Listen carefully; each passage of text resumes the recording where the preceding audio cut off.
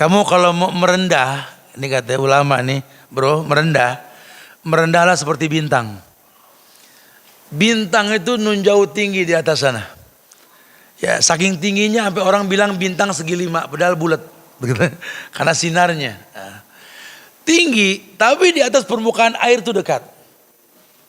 Dekat, cuma nggak tersentuh, itu bintang. Itu tawadhu namanya. Anda minta maaf sama istri, nggak jatuh derajat Anda wahai suami. Anda minta maaf sama anak, nggak hina di hadapan anak sebagai orang tua kita. Tawadhu. Ya. Enggak, Anda nggak rendah. Jangan seperti asap, wala takun kadukhan. Jangan seperti asap. Ya'lu binafsi, yang hilang dengan sendirinya. Ala tabaqatil bari fahuwal wadhi. Lihatlah asap, kelihatannya dekat, dipegang nggak bisa, kemudian hilang. Nah, itu orang sombong begitu. Bismillahirrahmanirrahim.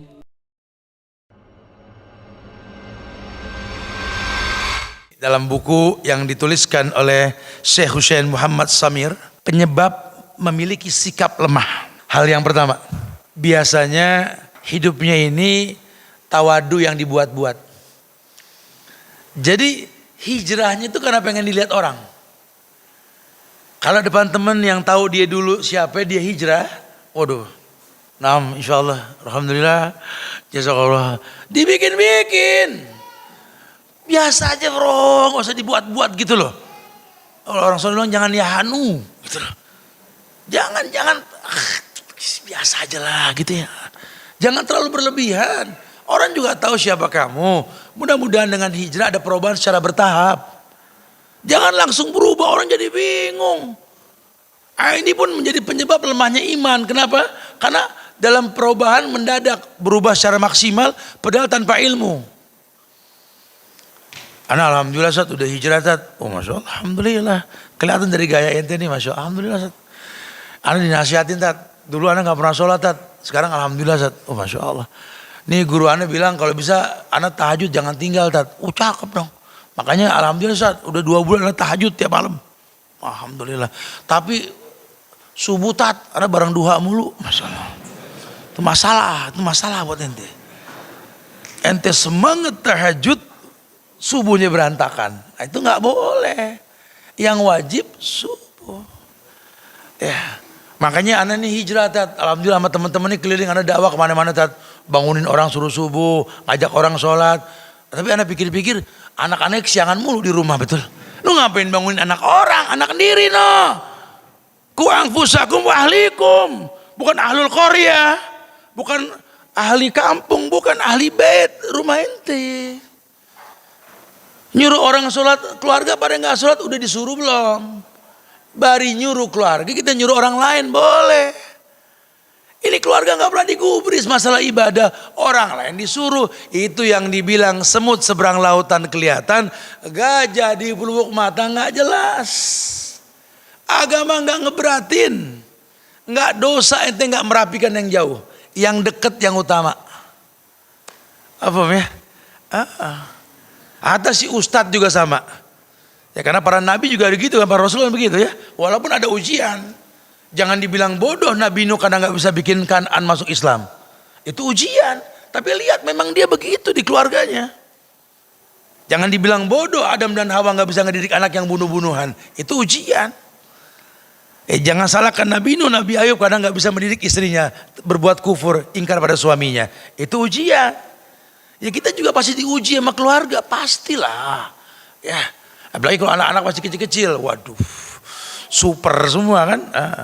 Tapi itu ujian buat kita. Cuma ingat, ujian Allah tidak ada kezaliman di balik ujian tersebut. Karena Allah sudah mengatakan, la yukallifullahu nafsan illa wus'aha. Kita punya Allah yang nggak mungkin menguji kita di luar batas kemampuan kita. Makanya jangan suka belaga-belaga. Tawadhu yang dibikin-bikin. Tawadhu tahu? Tawadhu itu low profile lah kalau kita bilang, merendah. Karena ada bahasa pepatah Arab mengatakan tawadhu takun kanajmi lahali nazirin ala safahatil ma fa huwa qarib wala takun kadukhan ya'lu binafsi Ala tabaqatil barri fahuwal wadi'. Kamu kalau mau merendah, ini kata ulama nih, bro, merendahlah seperti bintang. Bintang itu nunjau tinggi di atas sana. Ya, saking tingginya sampai orang bilang bintang segi 5, padahal bulat, begitu. Karena sinarnya. Nah, tinggi, tapi di atas permukaan air itu dekat. Dekat, cuma nggak tersentuh, itu bintang. Itu tawaduk namanya. Anda minta maaf sama istri, nggak jatuh derajat Anda wahai suami. Anda minta maaf sama anak, nggak hina di hadapan anak sebagai orang tua kita. Tawaduk. Ya. Enggak, Anda nggak rendah. Jangan seperti asap. Wala takun kadukhan. Jangan seperti asap. Ya'lu binafsi, yang hilang dengan sendirinya. Ala tabaqatil bari fahuwal wadi'. Lihatlah asap, kelihatannya dekat, dipegang nggak bisa, kemudian hilang. Nah, itu orang sombong begitu. Makanya jangan sampai tawadu yang dibuat-buat. Yang kedua nih, orang bisa terindikasi seperti itu karena nggak kontrol emosi. Anda sudah ngaji, itu handphone itu kontak name semua UST titik, Ustadz semua, betul. Tiap Ustadz ditanya nomor telepon tat, betul. Ini orang temennya semua Ustadz. Kajian mana yang dia nggak datang? Ini senior hijrah. Dia senior anak tat, kalau hijrah tat orang lama dibilangnya. Akamsi. Tapi kontrol diri. Antum emosi gak sama orang? Mau tegangannya tinggi, Masya Allah. Kayak kabel di atas air, gambar tengkorak begitu. Emosinya tat, ane sih mendingan dia yang dulu tat, baik. Udah belajar agama, galaknya orang tuh. Hati-hati, nanti ada saatnya iman turun, antum bisa merusak ibadah antum sendiri.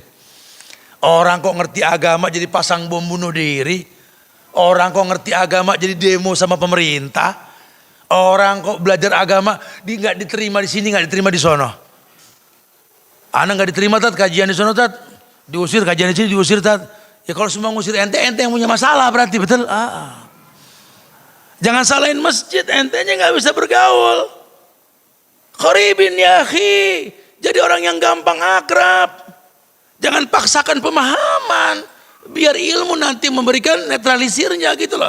Katakan qala Allah wa qala Rasul wa kalimun nas bima ya'rifu alaih. Ajak ngomong orang sebatas pemahamannya. Masya Allah. Ya kan udah dibilang pakai bahasa gampang tadi. Ya enggak mengharamkan jagung buat bayi, cuma tertunda saja. Enggak mengharamkan cabai buat orang yang sakit mah, coba tertunda saja sampai dia sembuh, betul? Ada tahapan nanti. Jangan salahkan masa. Ustadz aja jangan salahkan jamaah kalau ngantuk. Ustadz yang bahlul. Enggak bisa berkomunikasi berarti. Ya kalau sudah ngantuk jangan dipaksakan selesai buku, selesai kajian gitu loh. Karena hilanglah manfaat. Ini kalau para masyayikh nasihatin kita begitu. Dan ilmu komunikasi jadilah orang yang berinteraktif gitu loh. Sampai kepada sebuah target dan tujuan. Yang ketiga, Anda sudah mulai malas. Ada doanya tuh. Allahumma inni a'udzubika minal ajzi wal kasali wa a'udzubika minal jubni wal bukhli dan seterusnya. A'udzubika minal ajzi wal kasali. Ajzi lemah, kasali malas. Ente kalau udah mulai malas berlindung, ya Allah, aku berlindung kepadamu dari lemah dan malas. Ya. Kenapa kita kalah sama burung yang setiap hari semangat terbang? Nggak ada burung diem aja. Temennya negor, kenapa lu malas terbang? Gue lagi nggak mood. Nggak ada. Burung terbang. Kita ini mesti begitu jamaah. Ya, ini Anda lagi nggak semangat, berteman sama yang semangat.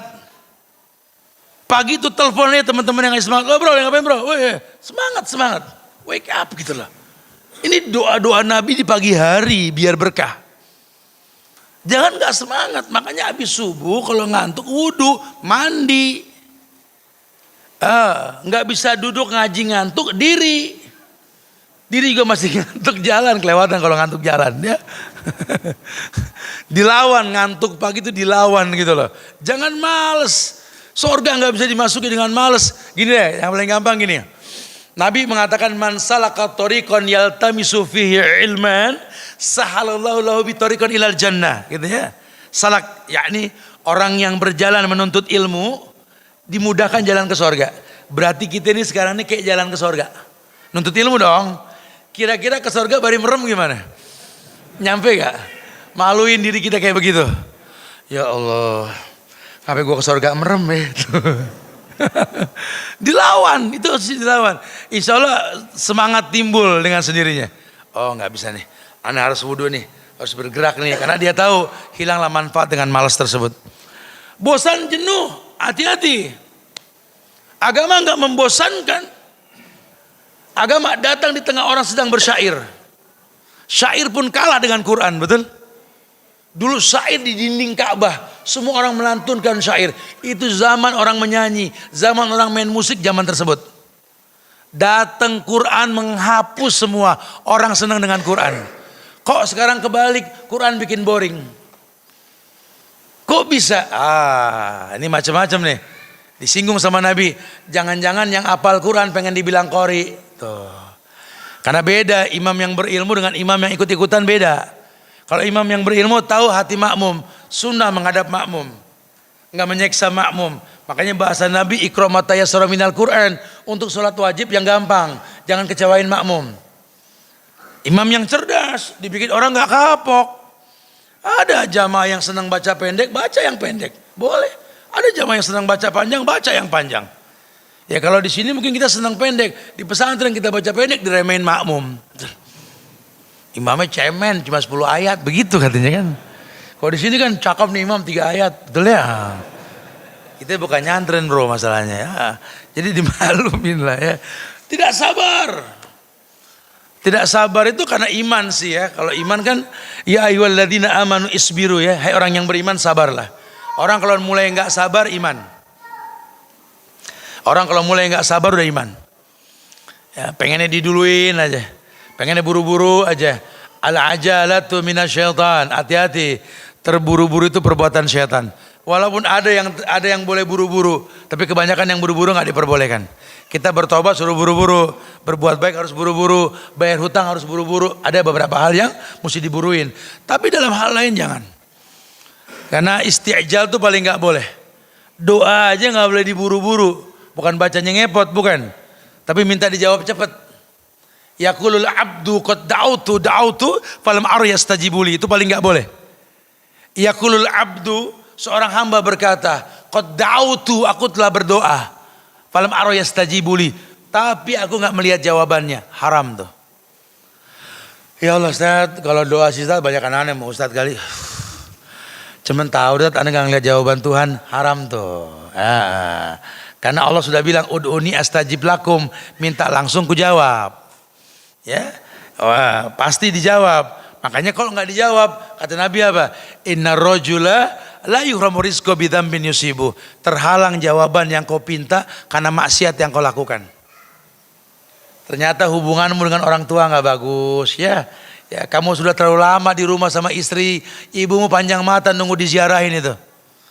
Anda nggak ribut sama orang tua, cuma orang tua kesel nggak pernah ditengok. Itu masalah.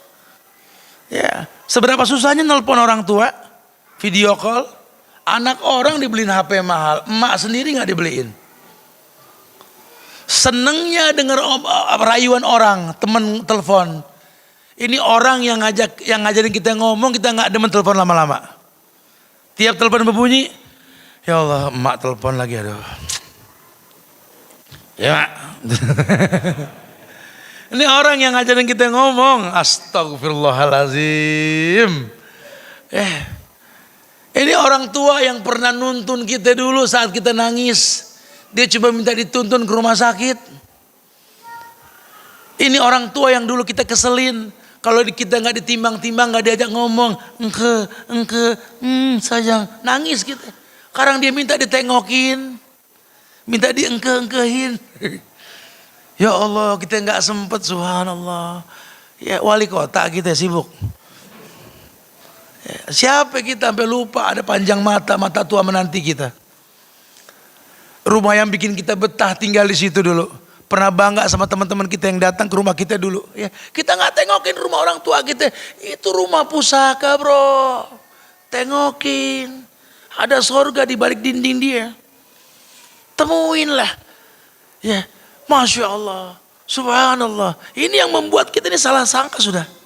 Akhirnya kita nggak jadi orang yang nggak sabar, doa terhalang. Jangan kadang kita zolim sama istri kita. Nongkrong di mana aja sama teman ngebosin, bini bolo-bolo kebagian hadiah. Jangan-jangan kita berbuat zolim, sama Allah ada catatannya semua enak aja. Teman kita beliin macam-macam, anak compang-camping nggak pernah dibeliin. Masya Allah, nah ini kayak begini kita muhasabah diri nih. Iya ya, jangan-jangan memang banyak kezoliman nih. Punya waktu dibuang-buang, akhirnya mubazir waktu. Itu kan semua maksiat. Disitulah kita diperintahkan banyak istighfar. Minimal 70 sampai 100 kali. Banyak beristighfar kita kepada Allah. Karena nggak mungkin Allah nggak jawab yang kita minta. Kecuali 3 hal yang kita minta yang nggak bakal dijawab. Semua doa dijawab. Yustajabu lil abdi. Kita pernah bahas beberapa tahun yang lalu di sini kitab Ad-Dawa, masih ingat? Ada riwayat dari Nabi dalam kitab Al-Mustadrak Imam Al-Hakim dikatakan yustajabu lil abdi, doa hamba pasti dijawab. Kecuali 3 yang nggak dijawab sama Allah. Malam yad'u bi ismin, doa untuk dosa dan maksiat. Nggak bakal dijawab dah. Kalaupun dimudahkan istidraj. Orang mau korupsi berjamaah, berdoa dulu. Mudah-mudahan besok kita aman dah. Amin. Atau apalah ya, nggak tahu lah antum yang maksiatnya apa nih. Ya, mudah-mudahan ntar malam kita nengokin anak orang nggak ada hansip nih, kan dosa betul. Mudah-mudahan babinya tidur nih, atau apa? Itu nggak bakal dijawab tuh doa. Qati rahim, atau doa mutus silaturahim. Kesel sama temen, cair dong di kondangan harusnya. Ini kesel di kantor kebawa ke kondangan. Ya dia datang lagi. Oh jangan ngelihat. Ini masalah mutus silaturahim itu. Ya, harusnya jangan. Mau silaturahim keluarga mau, asal dia jangan datang, ya udah datang juga. Aduh ini bahaya. Atau istijal tadi tergopo-gopo. Selain daripada itu dijawab. Kok nggak dijawab? Banyak maksiat yang menghalangi datangnya jawaban doa. Ya harus sabarlah kita sama Allah, harus tahu inilah. Atau gampang putus asa, tayas. Lelah, capek ngomongin yang baik ke keluarga. Pegel tat sama orang tua, pegel sama bini, pegel sama suami, pegel sama anak, putus asa. Aduh makanya aneh bilang sama bini tat, lakum dinukum aliyadin dah. Lakum dinukum aliyadin. Bini lo kafir, lakum dinukum aliyadin. Bininya anak haji dibilang lakum dinukum aliyadin. Pegel taat nggak paham. Imam yang greget. Ente imam nakoda. Ini awak ente yang bawa. Yang bilang waladhdallin imam, makmum amin. Kalau sampai makmum yang bilang waladhdallin ente yang amin, bubar sholat, betul. Ayo dong gregetan sedikit. Lagi nggak akan pernah ada ulama lahir di keluarga yang bapaknya takut sama ibunya, bini.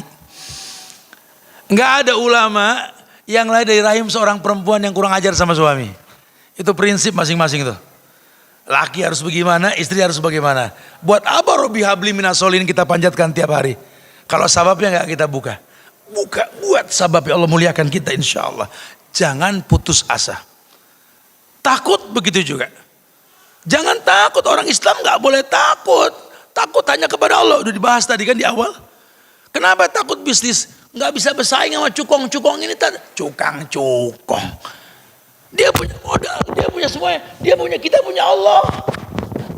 Kita punya Allah. Nggak usah takut, maju terus. Yang penting bangun pagi, atur strategi bisnis kita pagi. Berkah insya Allah. Siang jalanin, istirahat qailula, asar stop. Karena tempat istighfar itu asar. Maghrib, Isya, hizib, ngaji. Habis Isya istirahat deh. Bangun jam 11, bangun jam 12. Persiapan baca buku jam 1, sholat tahajud. Masuk ayat. Tatajafa junubuhum anil madaji'. Orang yang menjauhkan lambung dari tempat tidur. Yang begini, apapun yang dipegang jadi. Karena penyebab berkah dia pegang. Tuh. Nggak ada yang dia takutin. Ya, enggak sama sekali. Seperti enggak takutnya seorang petani yang punya anak miskin untuk bersaing dengan anak-anak orang kaya di sekolah. Dan ternyata Allah titipkan ilmu sama mereka. Malah enggak sedikit anak jenius dari keluarga yang miskin. Masya Allah. Tapi Masya Allah, dan yang terakhir tidak terbuka. Tidak terbuka, suka ragu dan bimbang. Enggak berani introspeksi diri. Ini orang kalau sudah enggak berani terbuka, dia berbuat salah. Senangnya nyalain orang, enggak terima kalau disalahin, senangnya didengar, enggak suka mendengar. Ini penyebab masalah yang banyak, menjadi lemahnya iman gitu lah.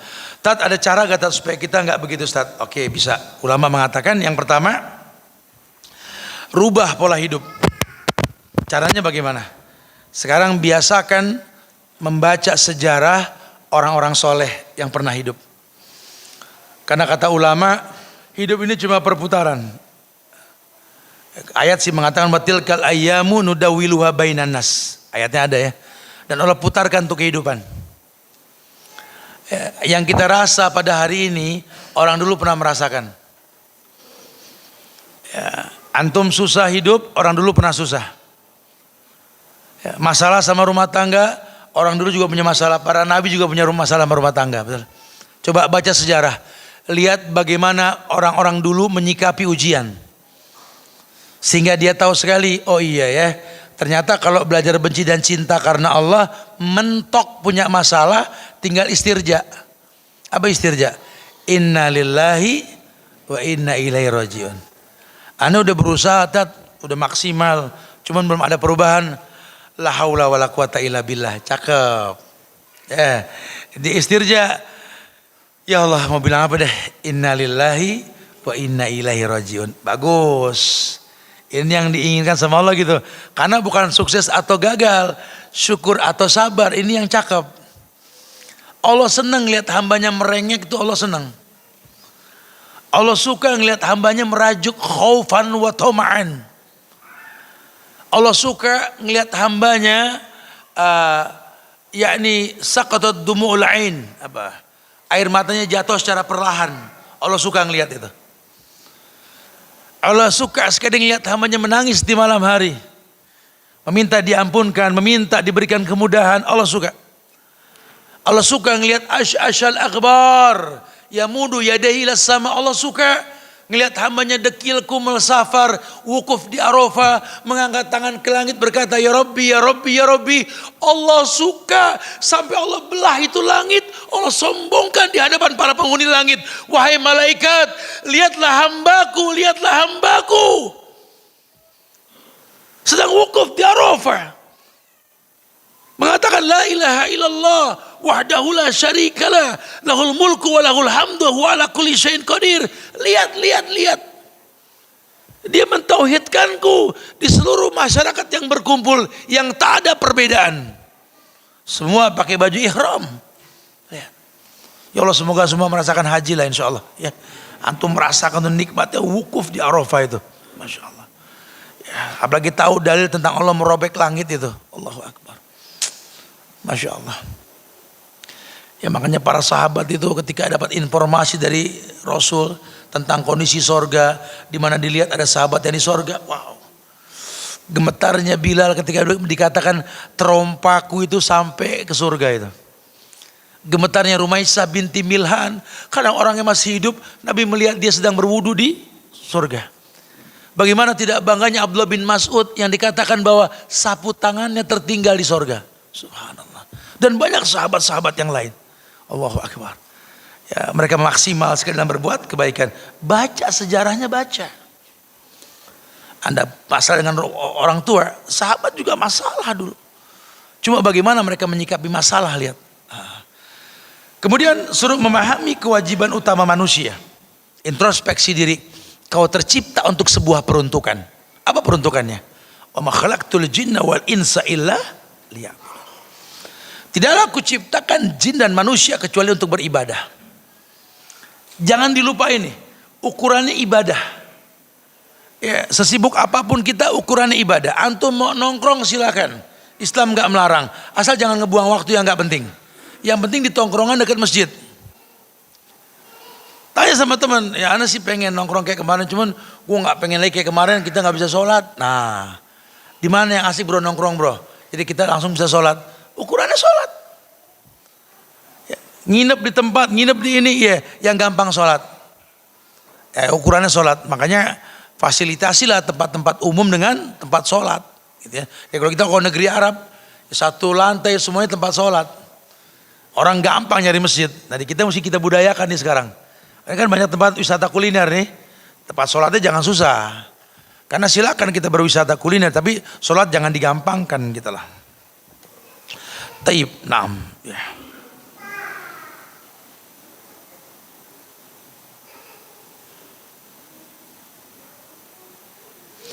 Taib. Kemudian yang ketiga, mengunjungi orang-orang soleh dan orang-orang yang memiliki kemauan keras. Jangan nunggu ilmu datang, cari ilmu. Antum gak ngaji, ustadznya gak datang, kejar ke tempat lain. Ilmu dikejar bukan ditungguin. Kang bakso ditungguin, betul. Kang bubur ditungguin lewat. Ilmu mah dikejar. Ente tahu kalau tuh ustadz meninggal besok rugi ente. Inna Allah la yakbidul ilma intizan yantazi'u minal ibad, walakin yakbidul ilma biqabdil ulama. Allah kalau ngambil ilmu bukan ilmu yang diambil ulama diwafatkan. Ini ada ulama datengin, duduk di majelis ulama, panitia undang ustadz, yang berbeda undang. Jadi kita kan banyak nih, saya pada datang dari Madinah, betul? Yang diundang dia mulu. Saya juga bingung, kayak nggak ada yang lain ya agama Islam di doang gitu loh. Panggil yang berbeda, panggil. Yang sering berbeda di sosial media undang. Ini ada syekh duduk, panitia ngundang, bukan eksklusif. Ini kan eksklusif, dia aja yang datang. Undang orang-orang awam, undang. Kasih tahu mana tempat yang belum sampai dakwah, ustadz datang ke sana. Bukan ngumpulin ustadz di sebuah tempat. Mau kalau di masjid Anas ustadznya 5 tat. Kibar semua, bendera berkibar, betul. Kadang-kadang nih gitu suka. Aduh ya, dakwah disampaikan, kunjungi orang soleh. Di mana antum dengan orang soleh, datengin. Antum umroh, haji, ada kajian duduk di majelis. Sekarang gampang kok translate, tinggal download. Enak dinasihatin sama ulama. Oh masya Allah ya, aduh, subhanallah. Yang keempat, ya ini memiliki kemantapan hati dan terus-menerus berusaha untuk melenyapkan kelemahan. Ada usaha, al-juhdu. Itu yang kata Imam Syafi'i itu ijtihadun, kesungguhan dari batin orang yang sedang menuntut ilmu. Tadi saya bilang kalau kita berasa ngantuk lagi nuntut ilmu, keluar wudu. Jangan antum nikmatin ngantuk, jangan. Memang betul amanah minhum, ngantuk itu amanah kata Allah, ketenangan. Kita lihat orang ngantuk ya tenang betul. Hatta diangkot. Cuma kita sedang berjalan ke sorga, lawan itu gitu lah. Subuh tuh ya. Kalau antum tahu wudu tuh nggak ngilangin ngantuk, mandi yang segar, bangun sebelum subuh kita. Baru kemudian yang terakhir kata ulama, dia harus memiliki tujuan mulia serta selalu berusaha untuk mencapai tujuan tersebut. Ayo jadi orang yang selalu berjiwa muda, karena berpikir ke depan, bukan ngomongin masa lalu. Orang tua itu orang yang kalau ngomong ana dulu ana, saya dulu, itu orang tua. Walaupun tua yang diomongin yang ke depan, enggak, nanti gini. Ini orang jiwanya muda, walaupun badannya rentah. Nah itulah para sahabat radhiyallahu anhum. Walaupun rentah tubuhnya, muda jiwanya, gitulah. Ini kita enggak muda badannya, tua jiwanya, gitulah. Yang ngomongin dulu mulu, kapan majunya kita, ngomongin ke depan.